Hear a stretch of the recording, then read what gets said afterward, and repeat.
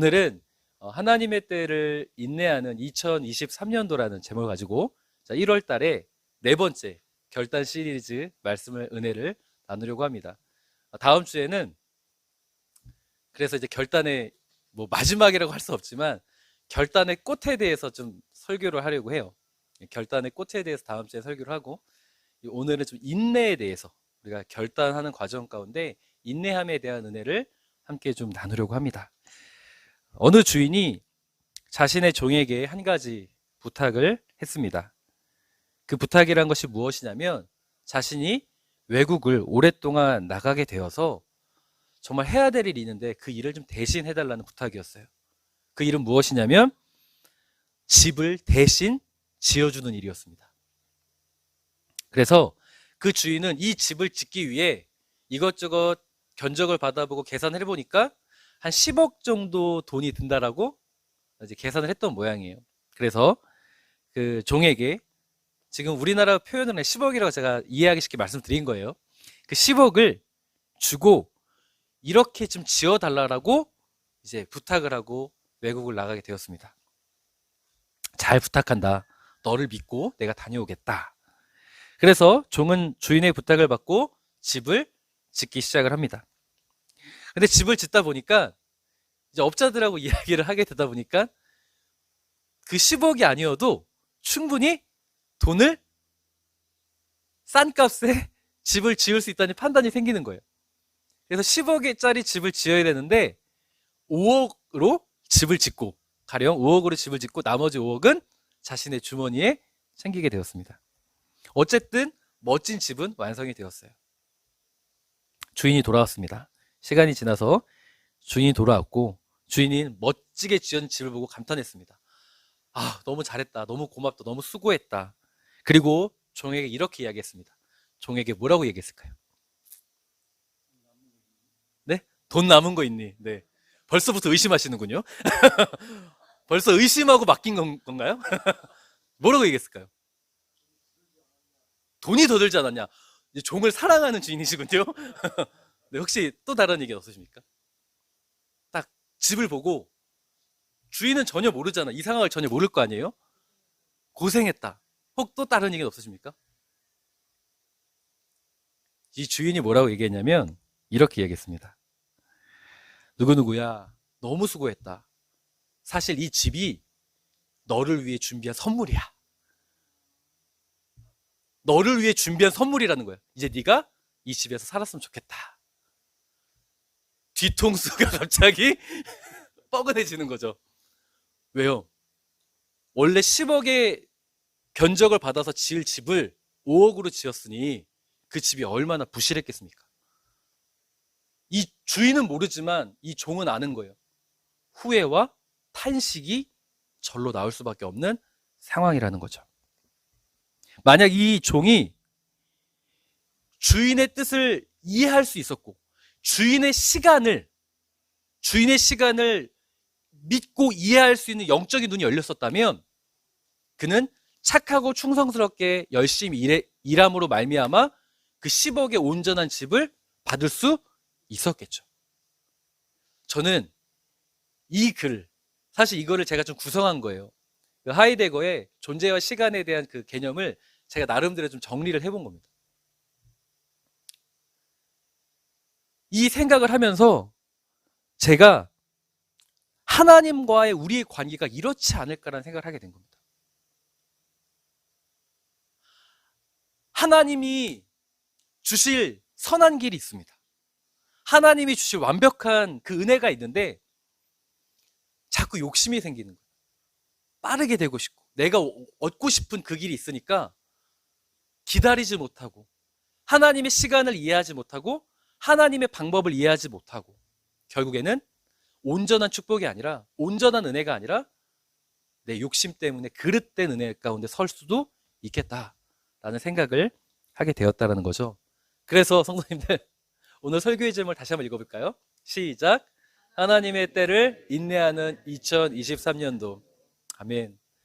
성도님들, 하나님의 때를 인내할 수 있다면 우리는 그 하나님의 온전한 은혜 가운데 들어갈 수 있다는 것을 오늘 꼭 간직하고 돌아가고 결단하고 돌아가는 복된 시간이 되었으면 좋겠습니다. 그래서 오늘 하나님의 때를 신뢰하고 기다리는 그 한 사람, 하나님의 때를 존중하고 믿었던 그 사람, 바로 다윗에 대한 이야기를 하려고 합니다.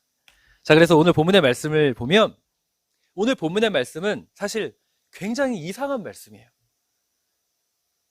혹시 오늘 본문을 말씀을 읽다가 이상하다고 생각한 점이 있으십니까? 자, 오늘 본문의 말씀의 배경을 말씀드리면 사울이 다윗을 축복하고 있어요. 자, 이 말씀이 뭐가 이상합니까? 뭐가 이상할까요? 오, 그렇죠. 사울 왕은 다윗을 죽이려고 했던 사람이에요. 그런데 지금 다윗을 축복하고 있다. 이것이 굉장히 아이러니하다는 거죠. 자, 말씀을 좀 볼까요? 사무엘상 24장 2절 함께 읽겠습니다. 시작. 거느리고 다윗과 그의 사람들을 찾으러 들렴소 바위로 갈새. 아멘. 자, 사무엘상 24장은요 23장의 연결선상입니다. 23장에 10사람들이 다윗이 숨어있다라는 곳을 정보를 알려줘서 사울왕이 다윗을 죽이려고 군사를 이끌고 옵니다. 근데 그때 공교롭게 블레셋에서 이스라엘을 쳐들어온 거예요. 어쩔 수 없이 군대를 돌이켜서 블레셋과의 전투를 치릅니다. 그럼 성도님 상식적으로 생각을 해보세요.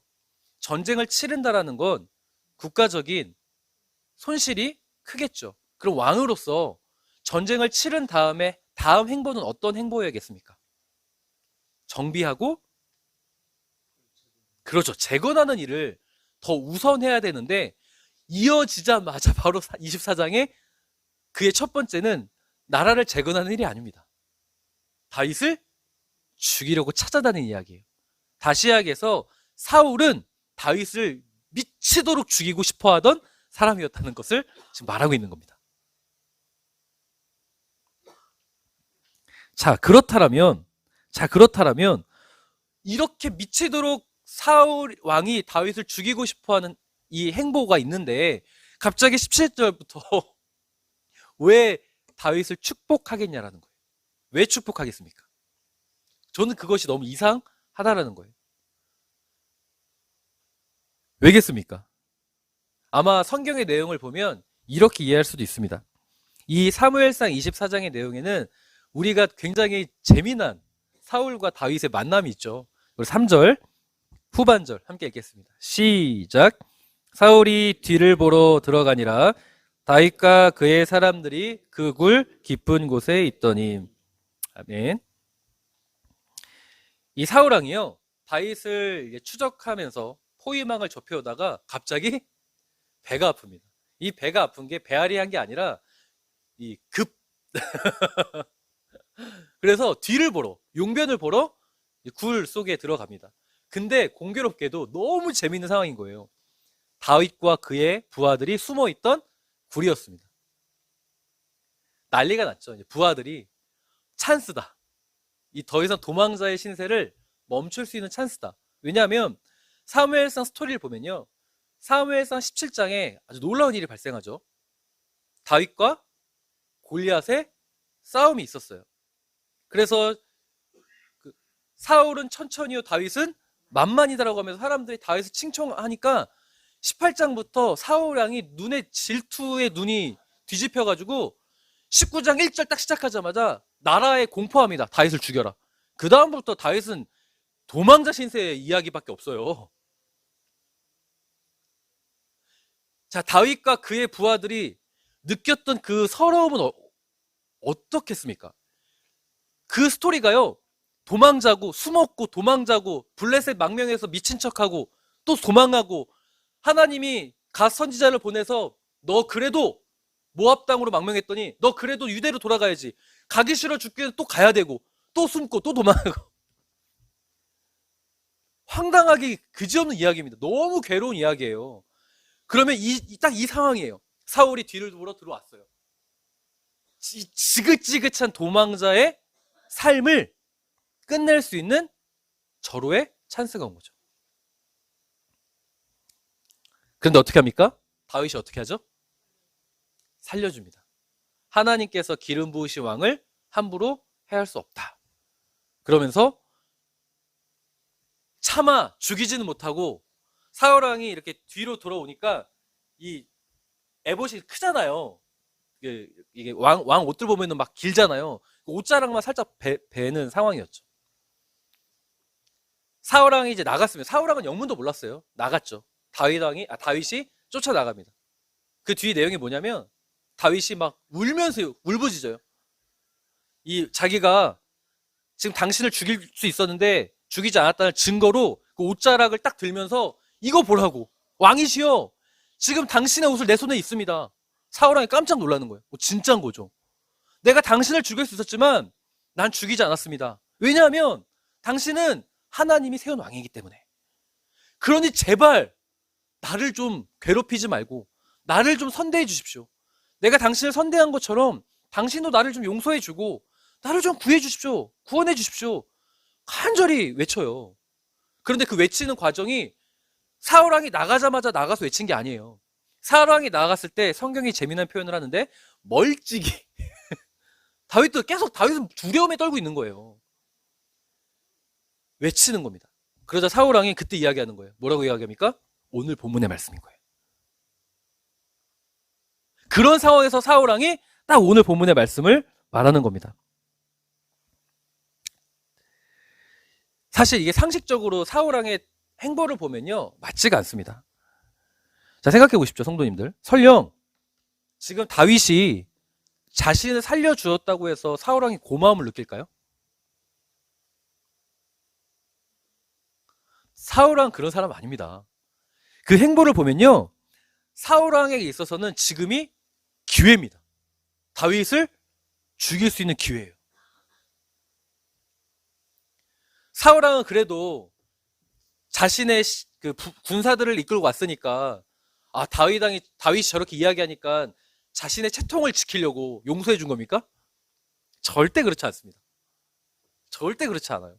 자, 보십시오. 사무엘상 26장 2절 우리 함께 읽겠습니다. 시작. 사울이 일어나 십광야에서 다윗을 찾으려고 이스라엘에서 택한 사람 3,000명과 함께 십광야로 내려가서. 아멘.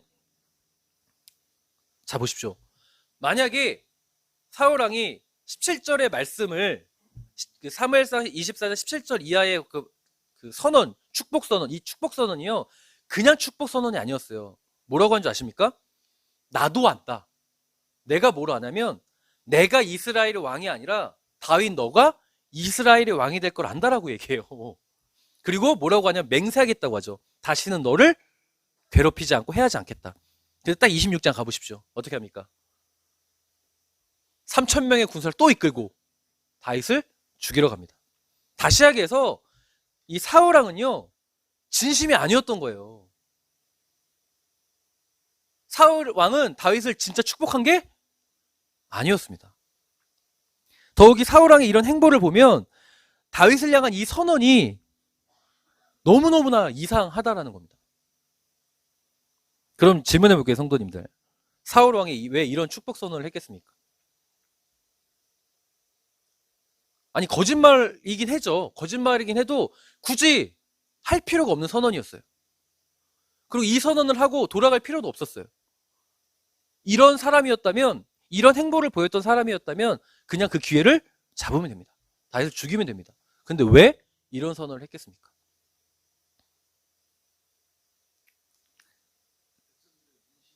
백성들의 민심을 얻기 위해서. 네, 일리가 있는 말씀입니다. 근데 사울왕은요 민심이고 뭐고 다윗을 죽이려고 혈안이 되었던 사람입니다. 지금 성경이 어디에 포커스를 맞춰 있는지를 이해한다면 이 말씀 이해가 됩니다. 질문해 볼게요, 성도님들. 하나님은요 다윗을 보실까요, 사울을 보실까요? 네? 맞습니까? 이렇게 질문 드리니까 헷갈리십니까? 하나님은 지금 누구를 소개시켜 주고 싶어 할까요, 우리에게? 다윗을 소개시켜주고 싶어 하시는 거죠. 자, 그런 관점을 이해한다면, 자, 5절 말씀, 사무엘상 24장 5절 말씀이 이 말씀이 주어진 의도를 좀 깨닫게 하게 됩니다. 사무엘상 24장 5절 함께 읽겠습니다. 시작. 그러나 그 후에 그는 양심의 가책을 받아. 아멘. 자, 사무엘상 24장에서 사울왕이 뒤를 보러, 용변을 보러 굴에 들어왔어요. 그때 난리가 납니다. 많은 부하들이 지금이 때입니다. 지금이 우리가 그토록 기다리던 하나님의 응답의 때입니다. 현대인 버전을 보세요. 난리가 나요. 때 이 표현이 엄청 등장해요. 지금이 그 시간이라는 거예요. 그러니 당장 죽이십시오. 다윗이 그 말을 듣고 어떻게 했죠? 갑니다. 다윗이 가요. 다윗은 사울왕을 죽이려 했습니다. 죽이려고 했는데 그 순간 다윗 왕에 무엇이 찾아옵니까? 양심이 찾아옵니다. 양심의 가책을 받아 죽이지 못하고 옷자락만 팹니다. 왜요? 그 양심이 어떤 거였냐면, 하나님이 기름 부으신 세우신 왕은 내가 함부로 해서는 안 된다. 다시 말해서 다윗은 지금 모든 이들이 지금이 그때라고 말할 때 그의 기준은 그것이 기준이 아니라 하나님의 말씀이 그의 기준이었습니다. 어떤 판단을 내릴 때, 어떤 상황을 내가 받아들일 때 그 해석과 그 결정을 어디에 기준을 뒀냐면, 세상의 사람들이 모두가 말할 때 이게 맞다라고 말하는 것에 기준을 둔 것이 아니라 다윗은 하나님의 말씀을 자신의 기준으로 둔 거예요. 그래서 사무엘상 24장 4절 전반절 제가 읽겠습니다. 이때 다윗의 부하들은, 자 보십시오. 너무 재밌죠? 이제 당신의 때가 왔습니다. 드디어 당신의 때가 왔습니다. 드디어 기회가 왔습니다. 드디어 도망자의 삶이 끝날 수 있습니다. 다윗도 그런 줄 알았습니다. 그래서 다윗도 칼을 들고 사울왕 뒤로 갔었던 거예요. 그러나 결정적인 순간 그의 기준은, 양심에 발동된 그의 기준은 하나님의 말씀이었습니다. 지금 성경이 그거를 소개하고 싶은 거예요. 그런 다윗에게, 자 보세요. 다윗이 지금 하나님께서 다윗을 우리 소개시켜주고 싶어 한다는 관점과 동시에 다윗이 어떠한 사람인지 지금 이해가 되시나요? 하나님이 다윗을 소개시켜주고 싶은데 다윗은 모두가 이게 맞다고 할 때 나는 하나님이 맞다라고 말했던 사람인 거예요. 자, 그런 상황에서 지금 사울왕이 축복을 하는 거예요. 이런 전제를 가지고 오늘 본문의 말씀을 보면 이상하다가 아니라, 왜 사울왕이 다윗을 축복하지가 아니라, 세상에 다윗은 이러한 사람이구나라는 것을 깨닫게 되는 은혜가 주어집니다. 모두가 지금의 때라고 말할 때, 아니야, 난 하나님의 때를 기다릴 거야. 하나님을 신뢰할 거야. 내가 정답을 정하지 않고 하나님이 확실한 답을 줄 때까지 난 기도할 거야. 하나님이 확실한 답을 줄 때까지 난 믿고 기다릴 거야 라고 했더니, 하나님께서 지금 다윗이 어떤 사람인지 확실히 보여주는 말씀이 사무엘상 24장 17절에서 22절 말씀이에요. 생각해 보십시오, 성도님들. 사울왕은요, 어떤 상징적인 의미가 있겠습니까? 자, 고대의 왕이에요. 고대의 왕이에요. 자, 고대의 왕이 말하면 모든 것이 법입니다. 지금 너무나 재밌는 구조인 거예요. 부하들이 말했을 때 맞다고, 이게 맞다라고 할 때 사울왕은 그 확신을 확실히 더 견져주는 사람이에요. 법이라니까요. 그의 말이 법이에요. 나도 안다. 네가 왕이 될 걸 안다. 도망자의 신세에서 이 이야기를 들었을 때 그가 느끼는 감정은 뭘까요? 다윗이 느끼는 감정. 우리가 다윗이 되어보세요. 사울왕의 이 축복 선언을 들으면 진짜 끝났구나. 왜냐하면 세상 최고의 권위자가 하는 말이니까. 적용해볼까요? 우리나라 최고의 의사가 나를 진단했는데 아무 문제 없습니다 하면 성도님들 믿습니까? 안 믿습니까? 100% 믿어요. 100% 믿습니다. 사울왕은 그런 상징적인 의미가 있는 거예요. 세상 부하들이 말했을 때 확신합니다 라고 했을 때 의심이 될 수도 있잖아요. 그래도 확실한 답이 뭔지 모르지만 맞나? 내가 봐도 맞는 것 같은데? 지금인가? 사울왕이 이야기하면 상징적인 사울왕은 정답을 말하는 사람이에요. 그러면 다윗의 귀가 어떻게 될까요? 쫑긋하죠. 그런데 성경이 뭘 얘기한 줄 아십니까? 다윗은 그래도 그의 말을 붙잡지 않고 세상 권위자의 말을 해도 그게 정답이라고 붙잡지 않고 하나님의 말씀을 붙잡은 자였더라. 이걸 우리에게 말하고 싶어 하는 겁니다.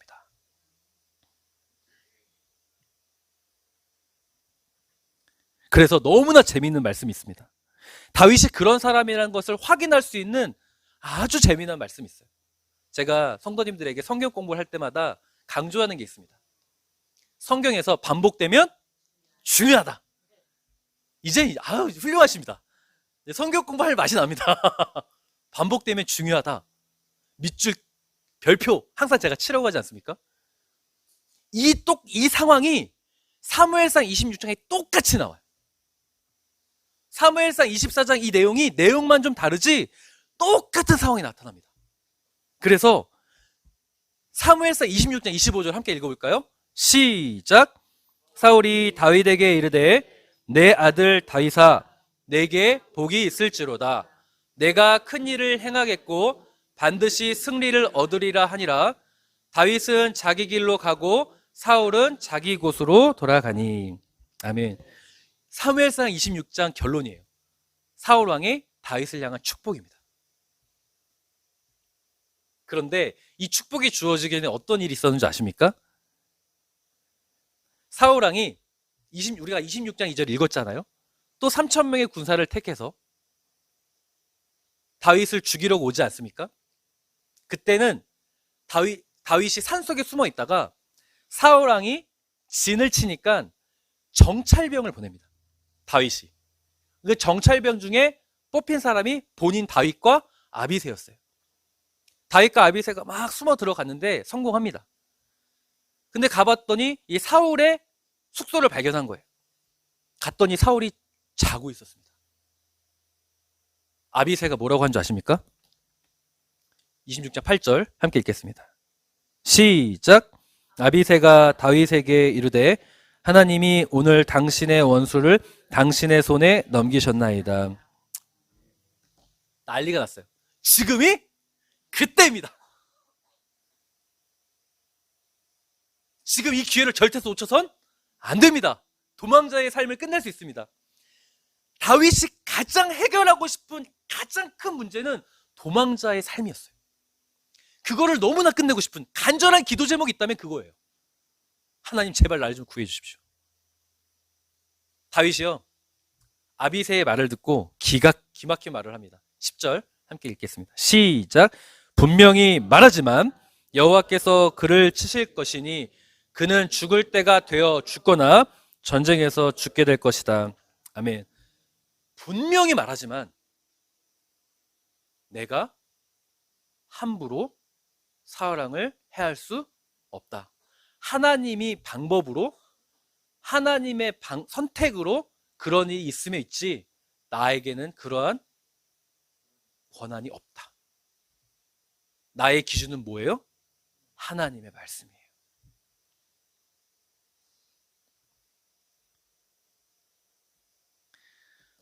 그런데 이어지는 26장의 마지막 결론은 사울왕의 또 축복입니다. 이 사울왕은 거짓 선언하잖아요. 거짓 축복이잖아요. 이 쓸데없는 말이 왜 2번이나 기록됐겠어요? 반복되면 중요하다. 하나님은 다윗이 어떤 기준을 붙잡고 있는지를 우리에게 보여주고 싶어 하는 겁니다. 사울왕이라는 절대적인 확실한 답을 2번이나 이야기하지만 그 말을 붙잡은 자가 아니라 그는 하나님을 붙잡은 자예요.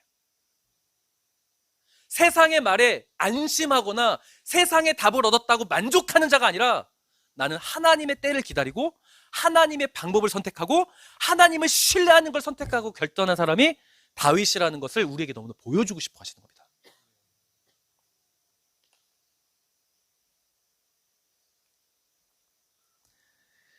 성도님들, 그런데요, 우리가 다윗이라면요, 사무엘상 24장의 다윗의 부하들의 말을 들으면 지금이 그때라고 받아들이는 게 우리 인생입니다. 심지어 사무엘상 24장에 사울이 거짓 선언을 해도 그게 진짜다 나쁘다 의심이 되잖아요. 진위 여부를 따지는 게 목숨 거는 게 우리 인생입니다. 다시 말해서 세상의 답을 추구하고 살아가는 것이 우리 인생이라는 거예요. 그 말에 안심하는 게 우리 인생입니다. 사무엘상 26장에 아비새가 지금이 기회라고 말할 때 그 기회가 지금 하나님의 역사다라고 말하는 게 우리 인생입니다.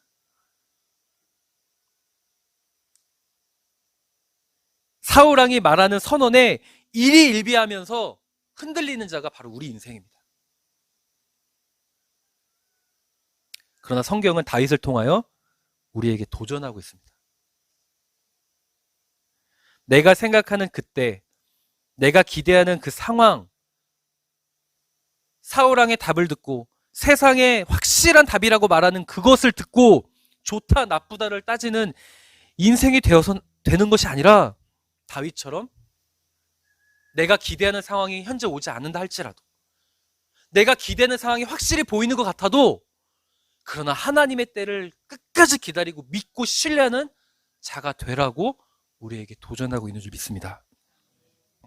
만약 그렇게 되지 않으면요, 내 욕심으로 그때가 맞다고 돼서 사무엘상 24장에 다윗이 양심의 가책을 받기 전 그때에 사울왕을 죽였으면 어떤 일이 발생했을까요? 첫 번째, 하나님을 등지는 행동을 하는 겁니다. 하나님의 말씀을 어기는 거고요. 두 번째, 사울 가문과 원수가 됩니다. 사울 가문과 원수가 되면 정치적으로 나라를 통일할 수 있어요, 없어요? 제가 앞서 말씀드렸죠.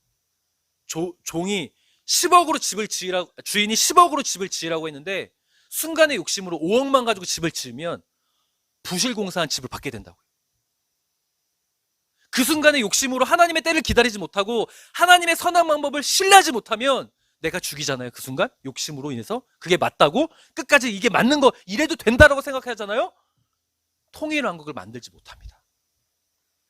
하나님이 준비한 가장 완벽한 통일왕국이 있는데 그 때를 기다리지 못하는 거예요. 그러나 그 때를 기다리기엔 너무 힘든 거야. 도망자의 신세니까. 그런데 지금 성경이 우리에게 다윗을 통하여 보여주고 있는 것은 무엇이냐면 다윗은 그래도 기다리더라. 다윗은 그래도 사울왕의 말, 세상의 확실한 답을 붙잡는 그 자가 아니라 그래도 하나님의 말씀을 기다리더라. 그래도 하나님의 때를 기다리더라. 내가 간절히 원하는 그 문제가 있고 지금 이 타이밍에 이렇게 되면 될 것 같은데 내 생각, 사람들이 그렇게 말하니까 야, 지금 그거 맞는 것 같아. 야, 지금 그렇게 되면은 변화될 거야. 아니, 사람들의 말에 붙잡는 게 아니라 기도하며 하나님의 때를 기다리더라.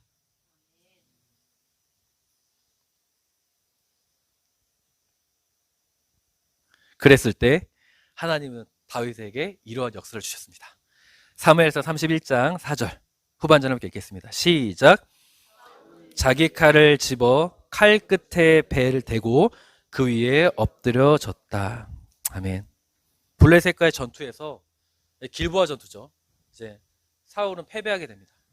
활 쏘는 자가 적군에서 활을 쐈는데 맞았어요. 너무 허무한 치명상을 얻습니다. 자기 병사에게 너무 고통스러우니까 죽여달라고 하죠.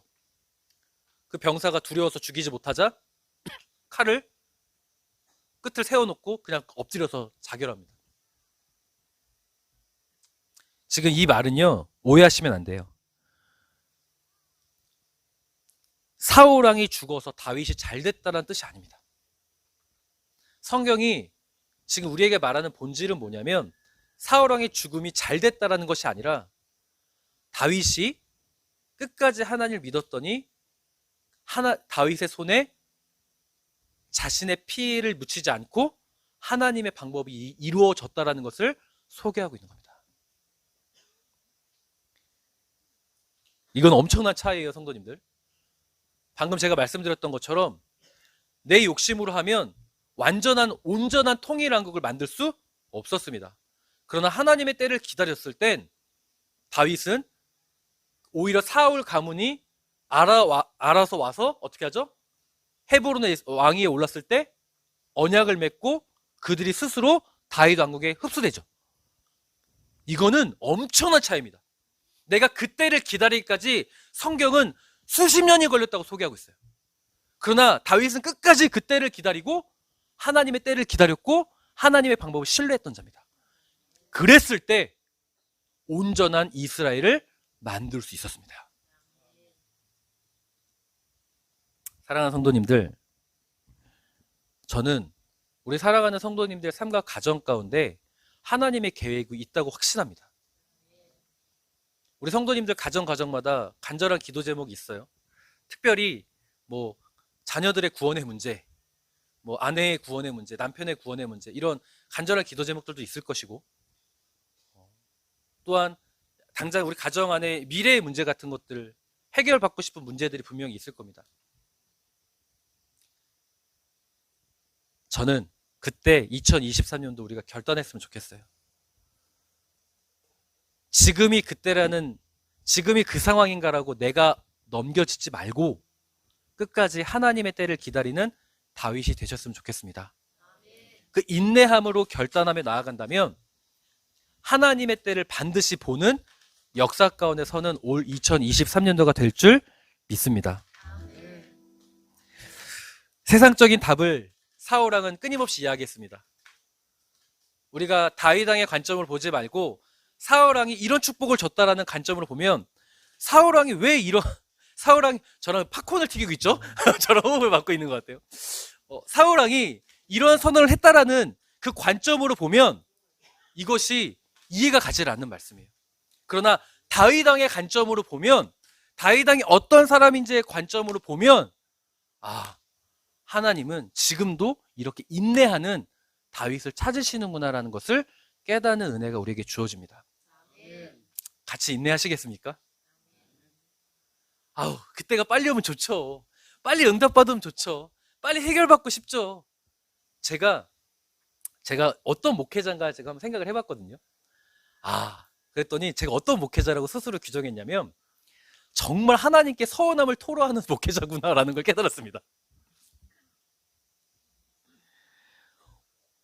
왜 하나님 지금 정도면 완벽하게 치유해 주셔야 되는데, 회복을 주셔야 되는데 왜 우리 성도님에게 회복을 안 주세요? 하나님, 우리가 이렇게 기도했으면 그 가정의 자녀들이 구원받아야 되는데 왜 응답을 안 주세요? 제가 스스로 그때가 이 정도면 됐다고 생각하면서 얼마나 서운함을 토로하는지 몰라요. 그때 하나님이 저에게 오늘 이 본문의 말씀을 주신 줄 믿습니다. 착각하지 마라. 네가 뭔데 내 때를 네가 결정하냐. 서운함을 붙잡는 것이 아니라 신뢰함을 우리가 붙잡아야 될 줄 믿습니다. 사랑하는 성도님들, 2024년도 결단 시리즈를 하면서 제가 3번의 다윗의 얘기를 했습니다. 전 다윗을 참 좋아합니다. 우리 사랑하는 성도님과 2023년도에 정말 다윗과 같은 믿음의 결단함과 동시에 하나님의 은혜 가운데서는 축복을 누렸으면 좋겠습니다. 기도하겠습니다.